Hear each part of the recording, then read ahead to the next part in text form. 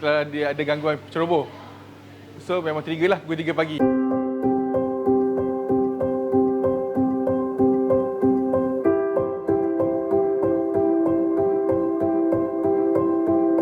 Nama saya Megat Azmi Azmi. Saya Operation Manager untuk Edamat.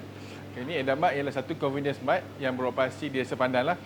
So far, kita orang dah beroperasi hampir 6 bulan dan kami menggunakan Sekom ialah sebagai our smart security system lah untuk di Edamat ni beroperasi. Salah satu sebab kita orang menggunakan Sekom ni, dia trusted brand yang kita orang kaji dan apa yang saya dapat daripada information daripada internet cukup meluas lah. Kenapa kita pilih Sekom dengan harga yang kompetitif untuk kami sebagai pengguna lah, sebagai convenience smart untuk menggunakan perkhidmatan Sekom sebagai security di Edamat. Hai, nama saya Akila. Saya bekerja sebagai supervisor dekat Edamat. Saya tahu Sekom Mart ni daripada Instagram.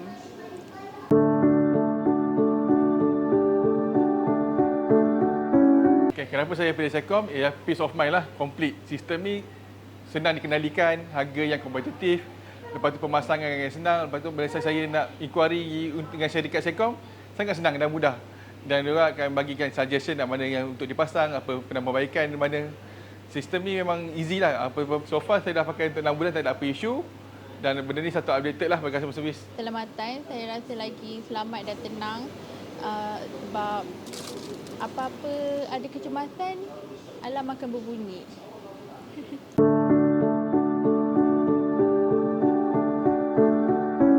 Pernah satu ketika tu masa hari raya pertama, di awal pagi raya kita orang dapat alarm notification daripada Sekom dan customer service yang call mengatakan saya punya mat ni kalau dia ada gangguan ceroboh. So memang trigger lah pukul 3 pagi. And Sekom tidak pantas lah call saya customer untuk maklumkan benda tu lah. Dan saya membuka CCTV mendapati ialah minor insiden lah.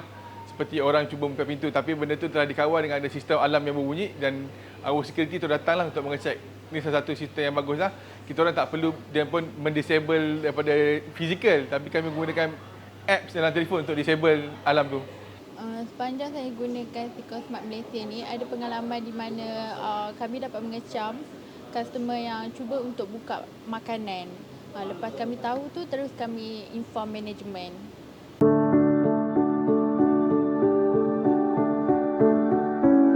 Kami beroperasi 20 jam.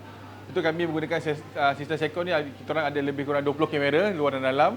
Dan juga kami juga menggunakan sistem motion, iaitu anti-glass break system yang bantu kita orang lah untuk apa-apa emergency. Dan kita orang ada juga sistem alarm yang memang loud lah bila kita orang tekan. Alarm ni bukan fungsi untuk kecurian, malah untuk kecemasan dan sebagainya lah.